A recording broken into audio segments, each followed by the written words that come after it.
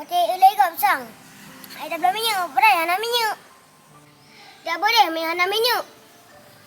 Dah perlu bi Honda le kafe. Weh, tu bah. Hai nak bocah. Aku tahu Honda baru 2 orang dah belum kali le. Ai minyak minyak Hai nak menyahan namanya pakai kabo. Aku pakai aku Honda sama kampung. Kakak minta hek lah urut tarik nama pupi. Hai mak, Hondanya suah boh mi pertalit. Dek mi lain hanja bagar iloi. Alah, hai nak hai mak pakai kabo. Cuman pen ke kena. Kan hana ku boh. Hana bagalon. Yang na bagalon lebut. Kau dia yang halang. Mana aku hu?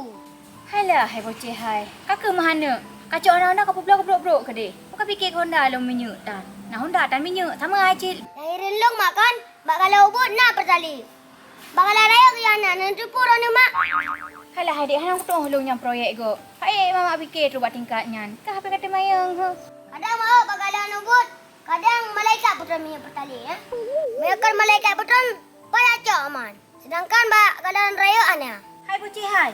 Apa gah habai kah yang nana mentau? Tadi mungkin malaikat putra minyak. Malaikat kau minyak ke putra ujian ke putra. Kadang-kadang aina. Aku mau pegang. Tapi yang dah cip efek hack ke kahu Honda kan. Kak pertamang juga dia pegang. Hei nama. Imai anak barang nama. Mana pegot tu makan kontrol dia pegot. Yang ikan yang hana minyak dia kami meh dia kapu dah ngajuina. Ikan api batai tu. Jual tanya mentang ambek belah Honda hanja. Yang tanya tu bawa minyak. Dia dah nak minyak pupuk Honda benda.